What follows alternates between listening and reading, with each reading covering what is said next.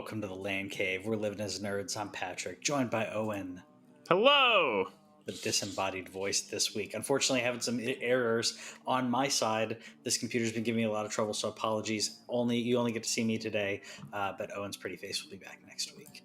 But anyways, welcome to the LANCave. We talk about video games, talk about nerd news. We chat about being an adult who plays video games and living that LANCave life.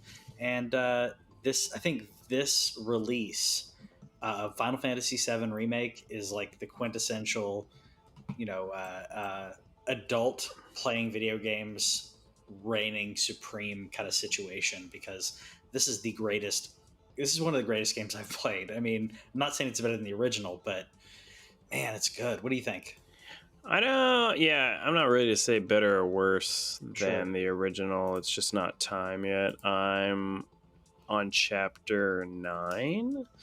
From what I did go ahead and look at how many chapters there are. I don't know if you want to know or not, or care. 15, 16, something like that? There's 20 something. I think it's like 27. Oh, okay. Yeah. Okay. Because I don't know how long or short any of them are. I just know that it's in the 20s. And so Okay. I've been taking my time, not on purpose, but like Patrick mentioned, we have that adult video game life. So I have to put my kid to bed, around 7-ish. We do that. I play from like 8 to 10, and because I have to get up in the mornings with him, I only get like an hour or two a day. So I'm about 15 hours in, but I've been taking my sweet time because literally every opportunity for a side quest, even though my biggest complaint is the side quest, I also can't help myself, and I'm just doing them anyway. So your complaint is the side quest because do you feel like it's filler, or what's your complaint on the side quest? Yeah, they're just not good. Like, there's a couple of them that are good, but like,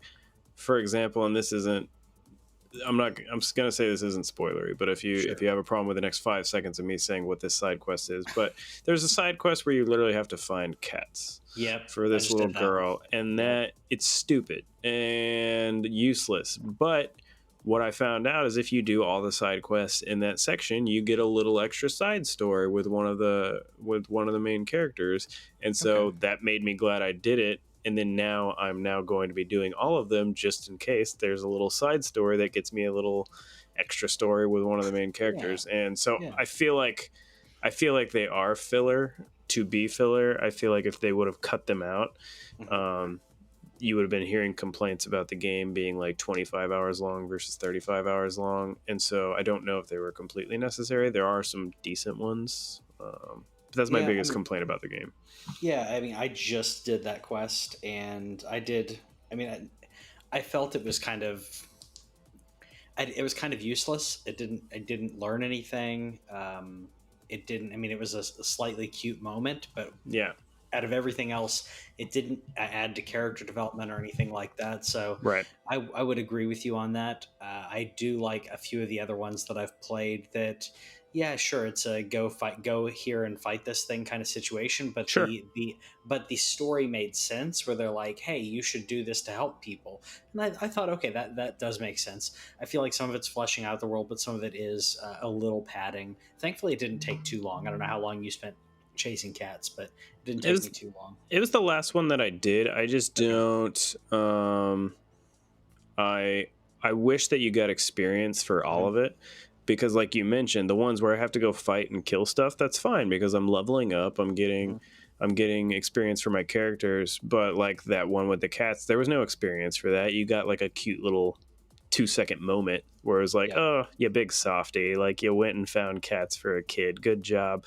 Where was my experience for doing that? Like, I don't need a lot, but just give me something for doing these non-combat related quests, because otherwise I'm literally just fetching, and fetch quests are the worst things in RPGs of all time. So yeah, they really are. They really are. So I've got notes. I've talked to Owen about this on the side, but I'm making notes on chapter differences, on essentially kind of going through it and kind of quick repository, so that way we can go back and talk about it. I don't know how long or how we want to structure it, but I know we're going to be talking Final Fantasy VII spoilers in in other videos where we won't stream it live. You won't accidentally stumble upon it. But yeah, we're gonna have to do some dives into I this. imagine I'm there will be liking an the material. episode just dedicated to it. Yeah, at least one. Yeah, I'm liking so far the materia systems and there's a couple additional things that they've added that I think has added some nice complexity to the RPG style of it. I've heard a few people say that they didn't like Barrett's voice in this and saying he was too over the Valid. top, but he's always been over the top. So I guess I wasn't really upset by it, but other people were like, "Whoa, it's way too over the top." But if you play like this section that I'm showing right here is him when they're in the elevator and Barrett's talking about like the hearing the planet screaming, and crying out loud, like it's straight out of the original.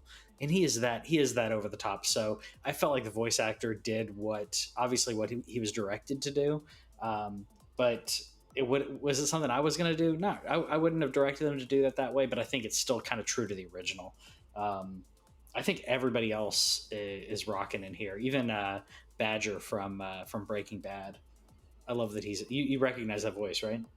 No, I didn't Oh, you didn't? watch. He's I Wedge. watched. I watched a season of Breaking Bad. So I Okay. watched I watched the final season of Breaking Bad. He's also Moe's and Dwight's cousin on The Oh, Office with the cool. raspy voice. Yeah.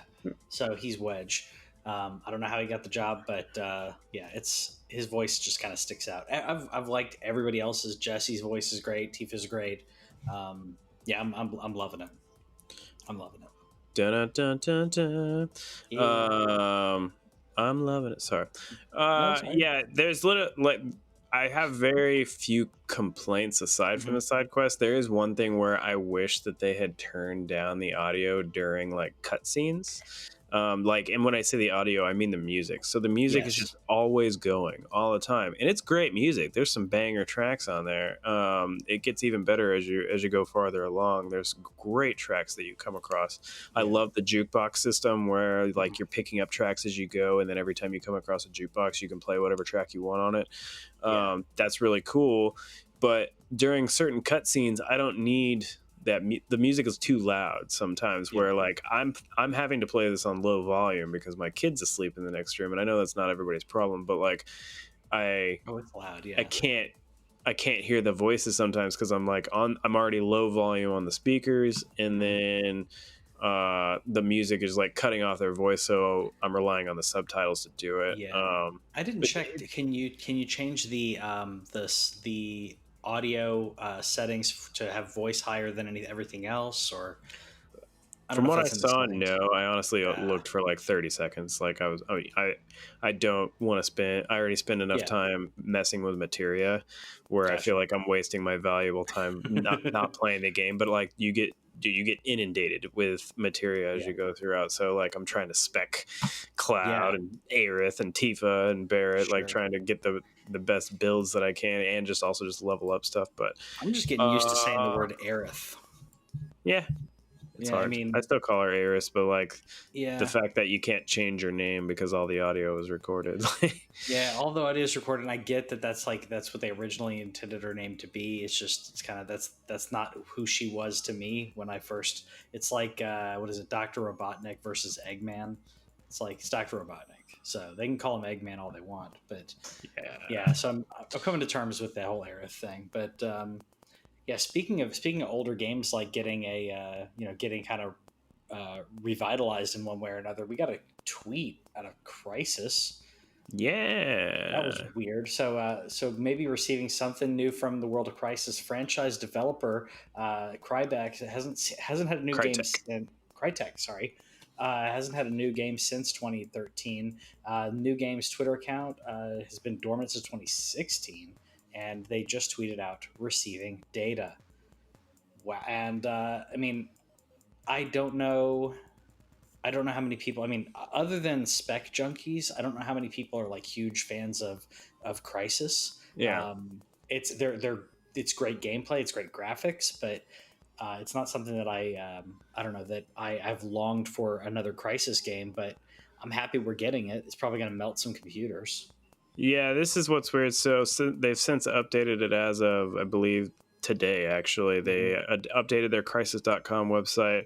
They have announced they are making Crysis Remastered, so it's not nearly as exciting as I was hoping, because I actually did enjoy Crysis quite a bit. It's being remastered for PC, PS4, Xbox One, and the Switch. Ooh. And what's weird about the Switch to me, not that it can't run, we've seen that it can run Witcher 3 and Doom and so on, but the funny thing about Crysis is, like, it's one of those games that you could build a pretty decent PC and still not be able to run Crysis at max settings. Yeah. Oh, it's not going to look good on the Switch. famous. Like, yeah. Crysis is a famous game for how it is a gorgeous, absolutely gorgeous game. I enjoyed it. I did not play all three of them. I played the original, and then I played Crysis 3. Okay. Yeah, I skipped 2. I don't, for no other reason. I just think I was in college or something at the time. Sure.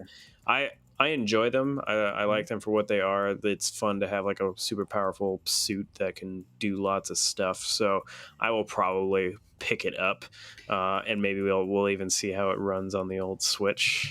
Yeah, that's going to be interesting. I mean, I probably won't pick it up on the Switch just because if I'm playing something like that, I feel like I need a little bit of graphics behind it to. You need the power. I need the power. So PS4, which hopefully means that we're going to be backwards compatible PS5.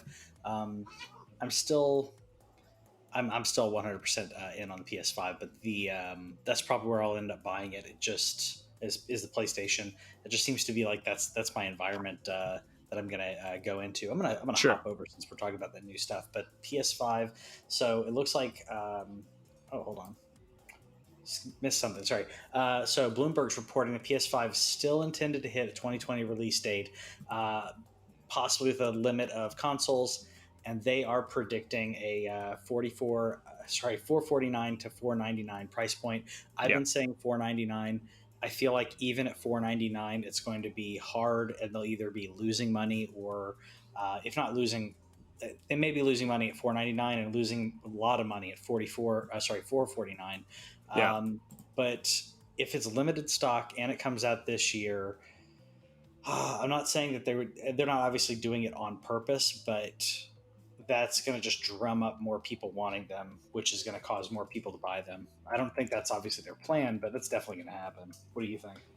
Yeah, so from what I read, is the prediction is that they will produce somewhere around 6 million units by the end of their fiscal year, which their fiscal year ends in March. So they're saying 6 million units between whenever it is that they launch and March of 2021. For comparison, the PS4 had somewhere around 7.5 million. Which it was still hard to find PS4s. It wasn't impossible. I found one pretty quickly, but it was definitely limited. The problem is how much it costs them. Like Patrick was mentioning, they're just having a problem with that banging hard drive, and we talked about it whenever we went into the specs. This is a hard drive that not even like PC can brag all they want. This is a hard drive that pushes past what PC hard drives are doing right now. So it's pretty crazy. And I don't believe it's in this Bloomberg article, but I was just reading some speculation that the only way that we do not see PS5 in 2020 is if Microsoft budges and says, okay, we're not launching in 2020. I think the only way we see PS5 get pushed is if Microsoft blinks and says, hey, we're going to go 2021 because we have to. Then Sony will then come out and be like, yeah, we're going to do 2021 too. Yeah. I could totally see that. Sony has other ways that they can foster goodwill. Speaking of that, if you didn't know, right now you can get 2 free games on PlayStation in addition to the PlayStation Plus games. The Uncharted Collection and Journey, both incredible games for their own reasons, both free, and that's in addition to, you got Uncharted 4 already for free, and I can't remember what the other game was. I don't know. I think it's some racing game. Yeah, but either way, I mean, this is essentially, they gave us 4 games this year, this month, which is exactly what Owen's been saying we need them to do. I'd like to see them do that again next month and continue that that way of saying, hey, we want you to stay healthy. Here's some free stuff. Stay indoors. Stay sane. Stay safe.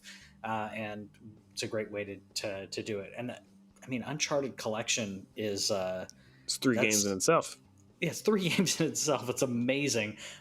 Which I and in saying that, I already owned both of these, but it just made me happy that it made me happy that people are getting to play this that would not have been able to play it otherwise. So I didn't get mine, but someone else got theirs, so it's worth it. Yeah, all Yeah. both exclusives to the platform. And Uncharted Collection will probably run you around like 30 to 35 hours. Hmm. Journey's a much shorter game, but still very much worth it if for some reason you've never played that game.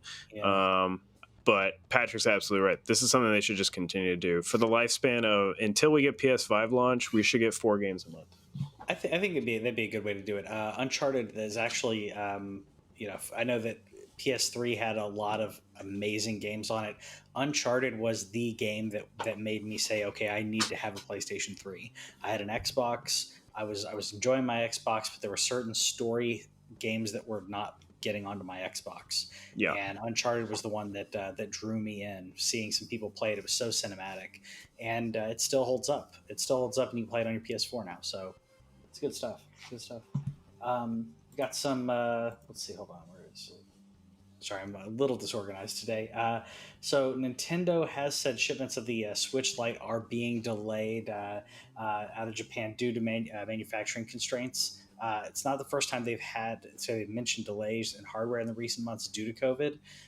And they did say their manufacturing is coming back, but it's not at full capacity, which is really frustrating right now, as because of COVID-19, the demand for this console has been extremely high. I think that Nintendo's in a position where as many as they can get out, they're going to sell, and it's a testament to me to how good the Switch is. That this thing just flew off shelves as soon as the people were worried that they'd have to preoccupy more of their time, they were starting to grab a second or third Switch in the household. That's what I did. As soon as we were worried about having to be in a quarantine of one way or another, I bought a Switch Lite for the wife and Animal Crossing.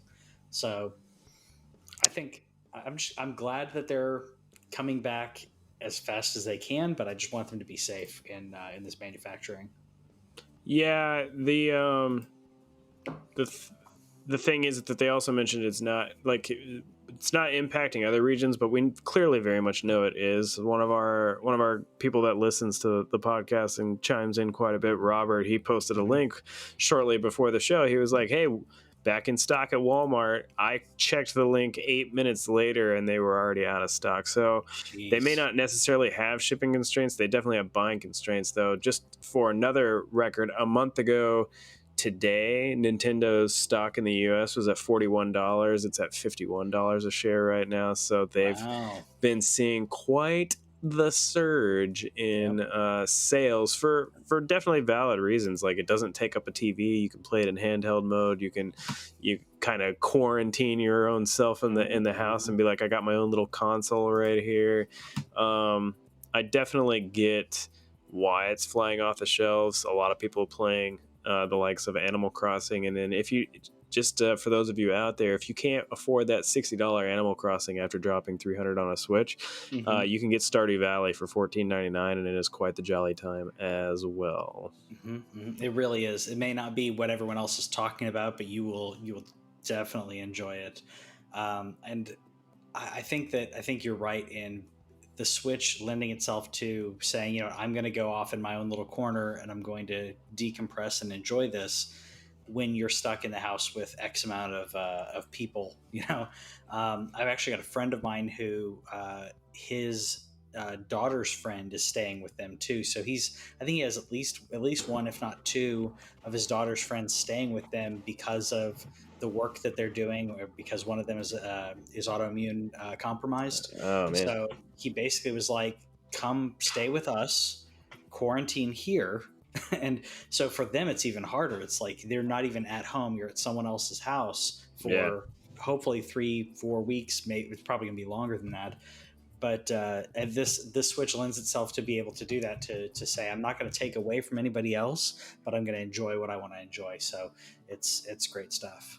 Fantastic stuff. And we got a new Switch update recently, which usually there's some updates for Nintendo. Usually it's not a lot to talk about, but one of the Yeah. interesting things that we did get in this update though is remapping your controller. And what it's not completely remapped, but I don't know how many of these I would want to do. I don't know if there's Mhm. ones that pop out for you, but the fact that they're allowing us to do that, I think, is really cool. If someone wants to flip left and right analog sticks and a lot of other things that can be flipped. Is there any time that you have been playing a Switch game and said, "I wish that this was remapped somewhere else"? It's not necessarily like that I'm playing a particular game. Honestly, the reason this is a big deal, you can't even do this on PlayStation Yeah, controllers. Like, you can't remap buttons. you You can can do it on a remap. Steam You can do it. controller. Well, and you can do it in video games Huh? where like like a particular game's options might let you, but like this is actually a system setting where you can remap your Joy Cons, you can remap the Pro controllers. The reason why I threw in like you can't do all controllers is you can't Yeah, do GameCube yeah, controllers for some reason. I don't know why, but it's stored on the console, and I think there's like even a certain amount of settings that you can do. But it's the fact that the controllers don't match everything. So, like, if you like think about where the X button is, for example, and it uh doesn't confuse me all the time just because I'm used to it. But if you think sure. about X on the Switch controller is at the top, X on the PlayStation controller is at the bottom. It's at the bottom. Yeah. And so if you were wanting to kind of like switch those around to where you're used to that kind of thing, but Mhm. there's all kinds of reasons where it's good for people who also like able gamers Sure. where I love that charity because they develop controllers, but it can also be cool because like if you're remapping important buttons to maybe make easier buttons for yourself to push, like there's that opportunity. It's just Sure. the fact that it's available. It's the Yeah. fact that the option is, because that's what's great about the Xbox Pro controller Mhm. is you can program that one, but you can't, as far as I know, you can't program the regular Xbox One controller either. Yeah, you can't. One thing that I was thinking about in this is kind of what you mentioned is where the X and where the A is and everything compared to Xbox, or because I think Xbox has the same lettering as a Nintendo Switch controller.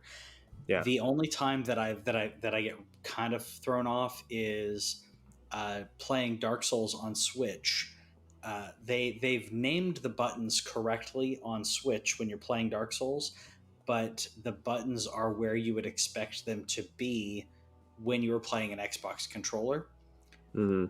And the reason that the only time that it's weird is if you're going in to input your name, or switching back from the Switch to the game, your what is it, B, your A and B are flipped in the game. Not Hmm. that it says it's A and B, but it's giving you A and B, what was A and B in on Xbox. Yeah. So as soon as it goes in, like where it's like, all right, type in your name. If you hit A, which is if you hit B, which is would be to proceed in a on an Xbox, you would be canceling out what you're doing on. So that's the only time I've had a little kind of like weird situation. So Yeah. if the system itself, if I could change it for just the system and not games, that may be, I don't know if it'd be worth it. But like you said, the fact that they did it and allowing people to do it, I think is great. Especially for people who are wanting to do it for some type of, if they're having mobility issues with, say, their left thumb, you can remap your left thumbstick to your right thumb. So different things like that are pretty beneficial in my opinion. Yeah. Yeah, I did look it up just to make sure that I was right, or that you were. I think you might have mentioned it too. So on the Xbox controller, it goes from the bottom. The Hmm. bottom button's A, and then B, Y, X if you go counterclockwise, and then on Yeah. on the Switch it's B, A, X, Y. So both of those rows are They're flipped, and you're right. exact. Game's probably correct for it, but it would throw you off Yeah. if like if you're just used to pressing certain things and you see things on the. It's usually when it goes from a game menu to a system menu. So if you're inputting text into a game, it'll go into I mean, from an operating standpoint, you're entering information into the game, not entering information from the OS into the game as opposed to entering information directly into the game. Yeah. And in doing that, all the controls are back to system level. So that's my only problem I've had on it. But yeah, like you said, the fact that they're rolling it out is awesome. Another thing that's awesome, maybe awesome, is a possible Sega Xbox something going on. We don't know what there were rumors for years Yeah. that there was some type of merger, possible acquisition. I don't know exactly what's going to happen, but some type of team up happening on June 14th. So it's not E3, but it's close. Well, no, this was supposed to be, I believe it was supposed to be an E3 slide Yeah. that got Oh, leaked. And so now that E3 is not happening, we don't know like what, when we're going to see this or anything. But originally what got posted here on this website was like this June 14th, 9 a.m. Pacific, which I believe was supposed to be when Xbox's presser was. gotcha. And the fact that Sega and Xbox are like next to each other is really strange. Yeah. There was like a thing that came out like a year or two ago that like Sega and Microsoft had like a Mhm. meeting and then we never heard about it again. They did. Yeah.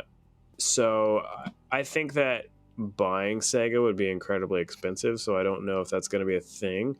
But what's weird to me is just that Sega for the last several years has had a pretty decent partnership with Nintendo. Like they still put games out. Like you can still buy Sonic on PlayStation and Xbox, but like there's like a Mario Sonic video game, a Mhm. few of them. And so it's interesting to see Xbox and Sega logos next to each other. As opposed to that, because we see more Nintendo, Sega Yeah. than we do of the others. It's true. It's true. I think that purchasing Sega as well, the only asset that, in regards to intellectual property, that I can think of that they would be interested in is Sonic. So I don't know. I mean, I'm sure there's other things that they're working on, but that's the only thing that comes to mind to say if you're purchasing Sega, why are you purchasing Sega? You have to be purchasing it for intellectual property. And I love Sonic and everything, but I don't know. I don't know if it'd be worth it for Xbox to do it, but at the same time, um, it could be good positioning for the next gen. I don't know. I mean, there's a lot of I should have written some out, but Sega has a lot of IP. So Yeah. Sonic isn't the only. The Sonic's just the one that comes to mind in terms of like their work with Of Nintendo. course. But Sonic has a ton of IP. So whatever it could be, I would hope that we're not just going to get more Sonic. Like not don't come after me, Sonic fans. Oh no. I just don't care. Like there's plenty of other Sega stuff. It's more just interesting that this thing leaked, but we will see. Yeah, yeah, and I only bring that up to say if you're thinking of intellectual property, it's why you're buying it. I was a Sega kid. I had a Nintendo, but I didn't have a Super Nintendo. I had a Genesis. So even then, like the games that I can think of playing there, they're not as relevant anymore. They're nostalgic for me, but they're not as relevant anymore for people. So I don't know. Sorry, my wife is in the chat and she said that Yeah, she was today years old when she learned that Knuckles was an echidna, which I didn't know Echidna. that either. Yeah, I don't know, dude. Yeah, Echidna, is he's that how you say Echidna. it? Yeah, yeah. Yeah, I didn't know that. Yep. Now you know. Now you know. We're now caught up on our Sonic lore. Yeah, I mean, it's definitely not. I knew he was an echidna. I'm not a Sonic lore expert. I know there's lore, and I will say I did like the movie. Did you see the Sonic movie? Not yet. No, I liked it. There's Someday. yeah, it's not great. It was better than I thought it was going to be. I voted with my dollar. Went to the theater specifically to say no. I appreciate you gave me a product that looks better than the crap that it was originally going to be. So I wanted to support that, support the artists and everything. It wasn't great. I mean, I had fun watching it. Not trying to glowing endorsement here. I just don't want to overhype it, but there are little like nods in there to Sonic, the games, or even the TV show, which I thought was kind of cool for them to do. Yeah. Yeah, someday, whenever it comes to some streaming on some platform. streaming thing. Yeah, that's true. That's true. Um, I don't know. You want to play this next one up, or do you want me to?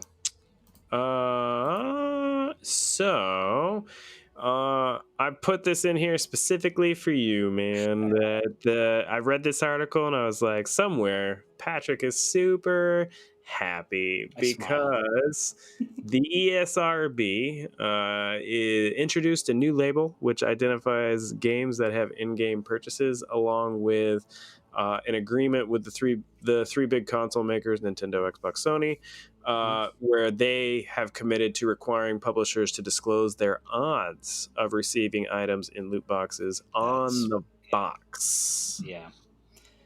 That's amazing. That's amazing. I didn't think we'd get as far as having the odds, but having this on there, I think, is important when you have the last NBA 2K game that came out.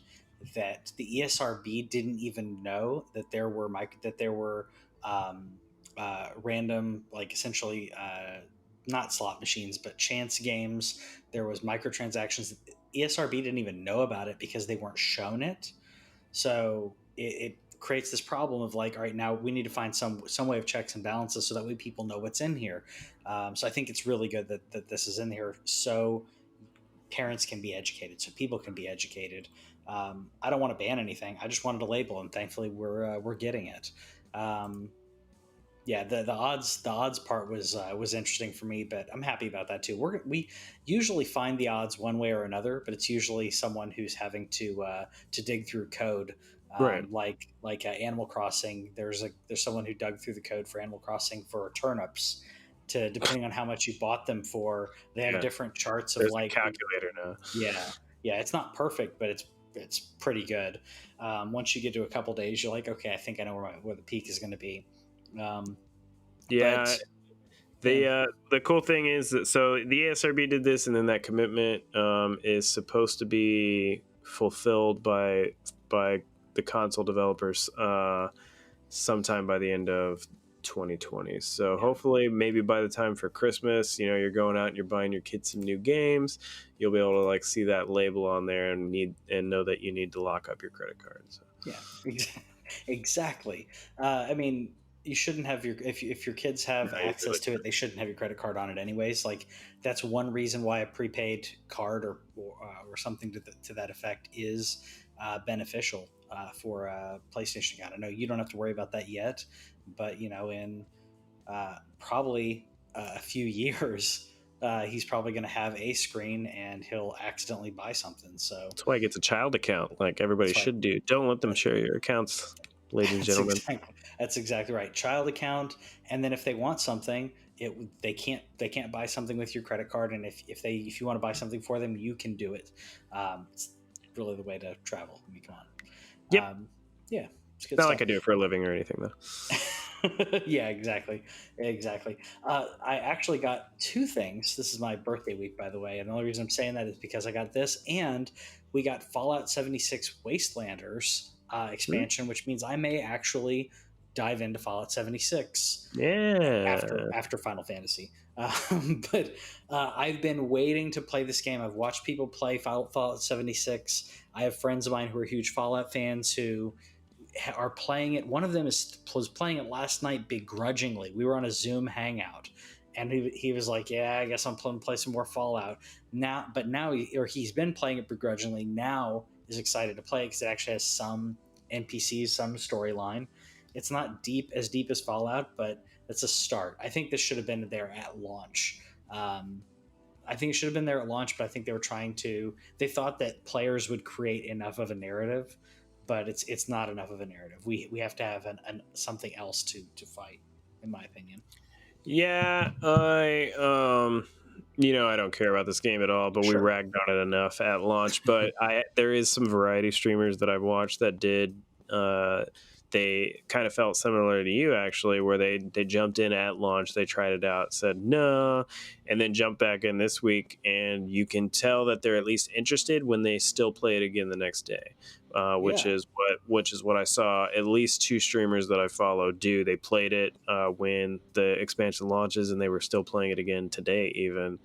Yeah. So that's a sign that maybe now it's a game worth checking out. If you were a Fallout fan and were initially turned off by how empty it is, Yeah. they have filled some stuff in Yeah. there. So I may check it out like later this summer. I know there's a lot of other games coming out, but I am a Fallout fan. Um, Even though my favorite Fallout game is from Obsidian, I There's a do lot of like games we hope come out. yeah, that's true. That's true. It's gonna be delayed. You know what? I've got Final Fantasy VII. I didn't beat or sorry, what is it? Yeah, Resident Evil 2. I'm gonna beat Resident Evil 2, and I probably will pick up Resident Evil 3 at some point this year. I've heard that one's only like 8 hours or so. I've heard 8 hours. I'm gonna guess 8 to 10, depending on how you play it. But this one doesn't have as many puzzles. If you're not as familiar with Resident Evil 3, um, I'll probably play it though. I love that stuff. Not your thing No, not at all. though. But that's okay. I got Final Fantasy VII and a kid, so that's gonna. I there's people that are done already, and I wish that I was done. If anybody wants to come watch my kid for 2 days and give my wife a day off as Yeah. well as me while I bang out this game, that'll be fine. But I probably won't be playing anything new for at least a couple weeks, and then there's always Animal Crossing to fall back on. So. Yeah, I was gonna say I first was saying I think you're gonna beat it before me. I still think that you are. I am gonna carve out more time to play it to make sure that I'm not getting spoiled. That's my biggest problem right now. Yep. But Pretty sure I already know what happens. I don't yet, but other things have been spoiled for me. And we've been dancing around on the show because we don't want someone to jump in and accidentally get spoiled. But I've liked what I've played. I need to play through it and finish it so I don't get spoiled, and then I'll probably do another playthrough, if not on a hard mode, because I know if you do a second,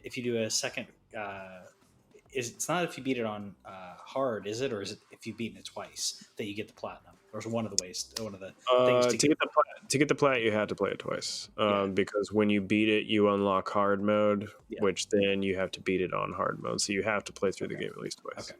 So yeah, so And apparently, anyway. hard mode is really hard. They extremely limit the amount of heals that you can Okay. do.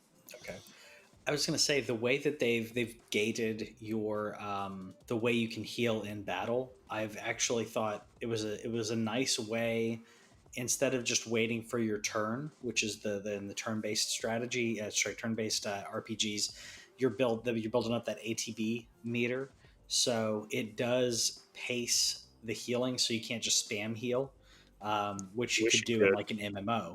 What's I that? wish you could spam Oh, heal. oh yeah, yeah. So That sucks so bad. I played on easy. Whitney's been playing on easy. I played on hard. I Medium. started another profile. Was You mean starting. Oh, regular? sorry, not hard. Normal. Sorry, normal. Yeah. Playing on a normal, and I didn't die, but I was really being challenged at the Scorpion and Yeah. a few other times that it was frustrating to me. So I imagine, yeah, hard is going to be very challenging. So I may do it later on if I don't have anything else to play. But there's so much to play. Yeah, I've decided I don't know if I'm going for the platinum just because I'm not good. Like if I was better at it, if I get better at Yeah. it by the end of the game, then I might. But right now, like there's fights where I'm using more Phoenix Downs than I ever did playing the Wow. original game. So Yeah, then it may not be it for you. I mean, there's no shame in it. It's funny because I'm actually playing it on. I was playing it on normal. I popped it down to easy to enjoy it, which is funny because usually it's the other way around where you're saying, I just want to enjoy this game, and I'm the one like picking something ridiculously difficult to do. But there's no difference, I will say, from what I've heard in easy and normal or anything in the game, other than the limitation of heals. You're not going to limit your story if you pick easy versus normal. So that's at least a yeah, good thing. That's what I've heard at least. One more thing in the news, which was kind of I popped this random. in literally right last minute, Yeah. but only because I saw you post a picture or something of it. I believe like last week, right, of the game. Am I Yes. thinking right? Yeah. So Whitney's the doctor at Whitney's clinic was given this by someone, and she was like, I don't have a need for it. And immediately Whitney was like, I know someone who would like to play this. I haven't played Myst in forever. This is real Myst, by the way. It's not the original, Yeah. but we're going to get a TV show based on Myst, and it's from the writer of X-Men First Class, Ashley Miller. I don't know. I don't know how to feel about this because Mm. there is a lot of lore for Myst, but I don't know how this is going to translate to television. I don't. I really don't know. I mean, I'm hopeful, but Yeah. yeah, there's some deep lore when it comes to Myst, when it comes to the books and the two brothers and blah blah blah. But it's stuff that I don't even get into. But um, it could be interesting. It's yeah, it's a cult classic video game that I mean, I've never beaten Myst. I beat Riven, but I never Mm. beat Myst. And I don't know anyone who beat any of them without a guide, at least their first time. I don't know if you do. Yeah, I've never played the game, so Yeah, I played it for all of an hour when I was very young. Like, so the original Myst came out in '93, and I yeah, remember playing the original Myst yeah. on my dad's computer, and he didn't play it either. I think we just somehow acquired it, like maybe through like a garage sale or something. And I tried it, and it made zero sense to me as a kid. I just did. There's no. It's not a game that explains anything to you, if I recall correctly. It doesn't explain anything. It, Yeah, it it's reminded all. it reminds me of what's that game that came out a couple of years ago? Oh no, it was like a big puzzle game that Oh, the island. It witness. was on, yeah, it was on like an Yeah. island. Is it anything like that? Because So it's the it witness reminded is me almost an homage to Myst. of that. Okay. In but the witness is actually kind of guiding you a little bit more, where you're building up principles that then you Mm. apply later on. Myst doesn't do that. There's a Okay. lot of backtracking. There's a lot of like literally people would get scratch paper or a notepad and you'd write down your ideas and what you think are different codes or clues in doing that. And I don't know if your dad got it because you mentioned possibly in a garage sale. When Myst first came out, like it came out right at the same time as like CD-ROMs came out for PCs. Hmm. So that was one of the things that was like, if you want to experience what a CD-ROM can do, you buy Myst. So I don't know Mm. if he had that kind of thought where he was like, oh, this is what people do on with a CD-ROM.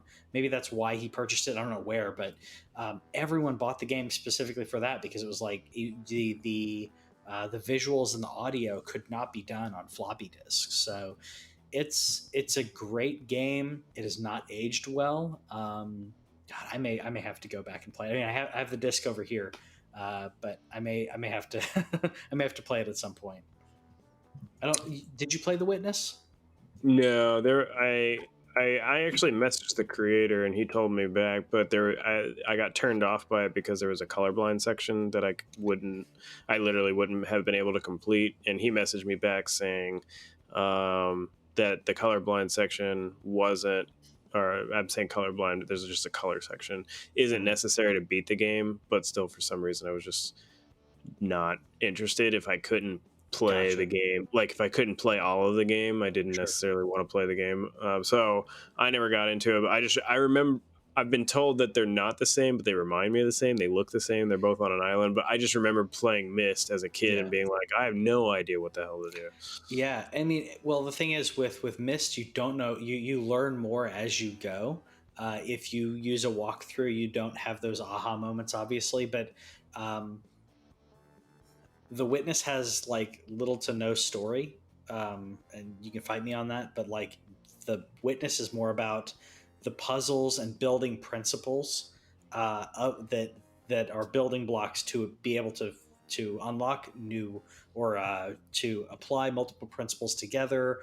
That's more of what it's about. Where Myst is a lot more code and some of it's like guesswork to figure out like where to click. That was my frustration with it was you hit a wall in Myst and you have no idea where you should go, And in The Witness, you're at least like, I know I'm supposed to do this puzzle, I just don't know how to do it. Myst is just like, I don't know where on this island I'm supposed to go next, and I'm frustrated. Like that kind of level of frustration. So if I do it, I may do if I play it, I may play it with a little bit of a guide, or if someone who's a fan of the channel wants to do Google Hangouts with me and help me go through it in a not to tell me what to do, but to kind of help me through. I think that'd be cool. So what would you even do a show on then? Would it just be like you obviously can't get like necessarily the puzzle stuff? Like, is it just going to be whatever lore that you discover while walking around this island? Yes, Like that's the stuff yes. that the show is going to be on, is the lore? Yes, because there is lore. There is a time travel element ish about like how about books containing eras, Okay. and and there's some magic elements to it, and some like there is lore, there is story to Myst. I know I've butchered it in trying to explain it, but like there is lore where the messenger is just like tons of puzzles. Mhm. Myst actually has a story Witness? going on. So what's that? You said messenger. You mean Sorry, witness? the witness has like some story, but it's mostly puzzles. Myst is like lots of it's weird abstract puzzles in a weird place, but there is a story of sorts. It's just really flimsy, and I don't know how it'll translate to I don't know, to a TV show. But either way, I'll check. I mean, I'll definitely check it out. Obviously. Yeah, yeah. Any video game related thing, we always at least have to check in for you guys. We it's Of course. research. That's the only reason we do this. It's the only reason we do this. Yeah, Anyways, we're not totally addicted to video games or anything of the like. not at all. Not at all. Anyways, that's it for the news this week. Check us out next week and every Thursday thereafter, streaming live on Facebook. You can check out our podcast available on Friday mornings to start your weekend off a little early and right. And yeah, we'll see you guys later. Okay, bye.